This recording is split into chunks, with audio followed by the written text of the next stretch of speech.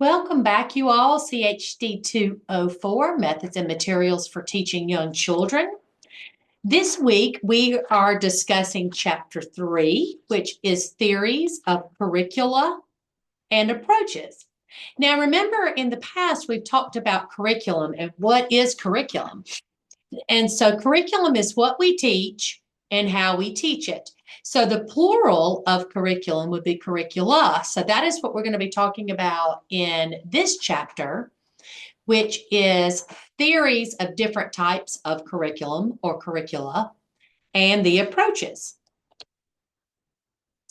Chapter 3 is going to provide an overview of the major early childhood development theorists and their approaches to curriculum, including overviews of the two major approaches. The broad definition of curriculum is a course of study taught in school.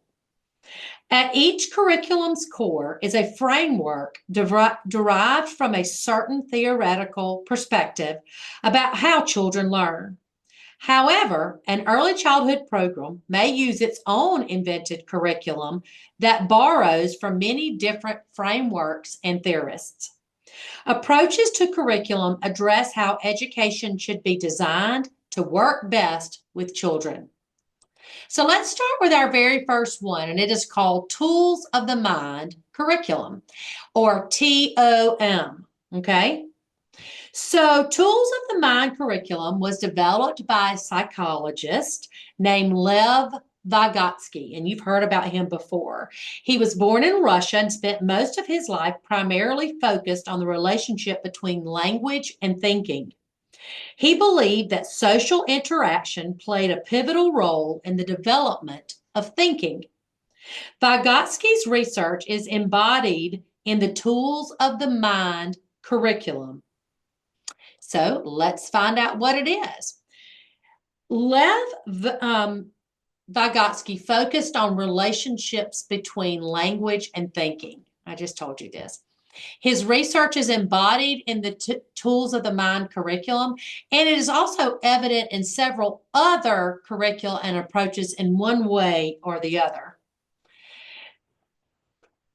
Tools of the Mind curriculum focuses on self-regulation, understanding, and applying scaffolding within a child's zone of proximal development.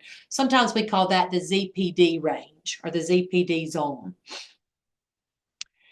ZPD describes what a child can do with maximum assistance and what the child can do alone. So his big focus is on self-regulation. And then, of course, providing that scaffolding so that children can develop. For the most effective instruction, the Tools of the Mind teacher aims inside the child's current ZPD zone, knowing that each child's ZPD is always updating as the child gains new information. The Tools of the Mind teacher continually challenges the child to perform at higher levels, and they do that through scaffolding. The central focus of the Tools of the Mind curriculum is the development of cognitive and social emotional self-regulation alongside academic skills. By using a variety of strategies and tools in a variety of areas in the classroom, in particular through play, children are taught approaches that expand their mental abilities. Understanding the role of self-regulation is a major goal of the Tools of the Mind classroom. Self-regulation is the ability to keep emotions in check and control physical behavior. The development of self-regulation impacts social regulations and interactions and supports a person's ability to pay attention when learning across all areas of development. The Tools of the Mind teacher scaffolds or provides hints to support the child inside the child's ZPD while encouraging independent performance as needed. Now let's move on to the high scope curriculum. High scope teachers use intentional arrangements of the classroom and predictable daily routines to cultivate children's sense of competence, to encourage social interactions, and to build a secure community. High scope curriculum is an open framework approach that encourages teachers to follow children's interests. It is supported by four elements: active learning, classroom arrangement, the daily schedule, and the content or curriculum.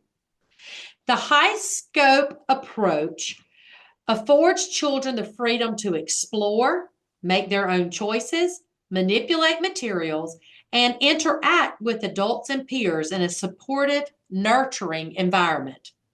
High Scope's key developmental indicators, they're called KDIs, describe how children develop and guide adults in supporting development during active learning time. KDIs are behaviors that reflect the child's developing mental, emotional, physical, and social abilities. As children follow their own self-directed goals, so they kind of set their own goals in a high scope curriculum. They engage with the curriculum's content, and then they're measured by those key developmental indicators. So very much here in the high scope curriculum, children kind of set their own goals and work at their own pace. Now let's talk. Oh, no, wait a minute. I want to go back. I need to tell you one more thing right here about in a high scope curriculum. Hold on a minute. I want to try to go back. Let me see if I can do that. I can go right here. Here we go. There's four elements in the high scope curriculum: language, room arrangement, labels, and symbols. Lots of language going on in a high scope classroom. Teachers are reading aloud. They encourage children to give verbal feedback. The room arrangement has an art area, block area, house area, quiet area. And there's several other, many other areas can be included: sand and water, construction, computer, science. All materials to be used by the children are available to them on low open shelves. So very similar to the way we have our lab set up and what you might see in a First Class Alabama pre-K classroom or preschools around our area. Everything is labeled: the shelves, the classroom, that help children with matching shapes and colors, size, classification, and it helps to keep things neat and orderly. Symbols. High scope schools do not expect 3 and 4-year-old children to be able to recognize and read their own name. So instead, each child kind of chooses a symbol to represent themselves. And they might put this symbol on their book bag, their cubby, their coats, their hooks, anything, their supply box, anything that would kind of belong to that child in that classroom. And so when you provide children with these personal symbols, it helps them achieve a sense of control and independence in their learning environment. So that's a really big piece of the high scope curriculum. Now let's talk about the Montessori curriculum. Of course, it's by Maria Montessori, who was an Italian educator, a physician, a scientist, and in Rome, Italy. And she designed a unique learning materials and created a classroom environment that fostered children's natural desire to learn. Montessori's influence is seen in most of our classrooms today. It is very, very evident. Some of her pieces are embedded in just about all of the classrooms. For example, she is responsible for child-sized furniture and also natural wood materials that are used in many programs. This approach to learning is hands-on, inviting direct and active exploration with participation. Montessori believed, and then, why do I keep doing that? I am so sorry. Montessori believed, and then science backed her up and confirmed it, that children must move physically in order to learn. They cannot be sitting still. They must be learning and moving in order for active learning to occur. In a Montessori classroom, children work with special toys and manipulative materials that promote exploration and high levels of engagement. All right, next let's talk about the Waldorf curriculum. The Waldorf learning process involves engaging the head, heart, and hand. Waldorf teachers work to nurture and engage each child through a curriculum and methodology that integrates academics, arts, and practical skills. And in order for a Waldorf classroom teacher curriculum to foster the development of the whole child, they do this by creating these nurturing, humane environments. The teacher in a Waldorf curriculum creates a daily schedule, and they refer to them as rhythms. And these rhythms or daily schedules provide children with the comfort and security of knowing exactly what to expect each day. So as we're going through this, I think you're probably hearing, oh yeah, well, we have a schedule, or in the classrooms I've observed in, there's schedules. Well, as you can see, most of these curriculums are taking little pieces of each other and they're embedding them in their classrooms. So in most classrooms where we go, we see a very set schedule so that children and teachers know exactly what's coming and what to expect next.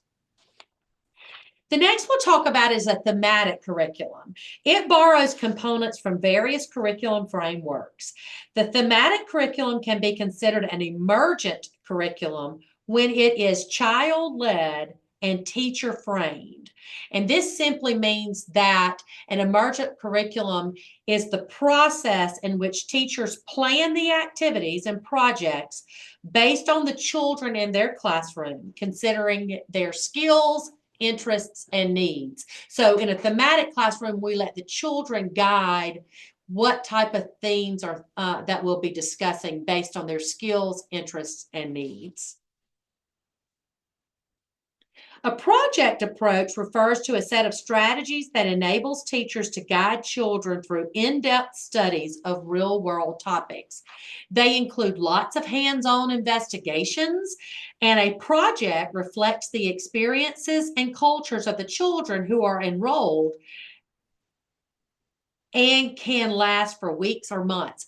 If you are in a classroom where you are using gold, you may use the curriculum that is written by the folks from Gold, and they're kind of project based.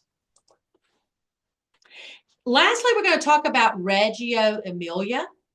Reggio Emilia fosters children's intellectual development through symbolic representation. This is a hallmark feature of the Reggio Emilia curriculum.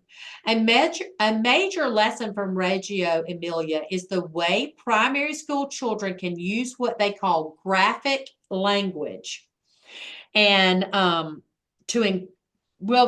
the way they can use what they call graphic language to include their ideas, observations, memories, feelings, and so forth. Graphic language refers to children's drawings or art creations. Reggio is known for deep connections to supporting children's creative abilities and considering the child's first language. So in your textbook, if you will go to the end, you'll see a chapter summary, and it kind of summarizes each of the kind of major components of all of these curriculum approaches that we just discussed. This was just a quick overview, and it should help you with your Chapter 3 quiz. So thanks for joining me for Chapter 3, and I will see you next time.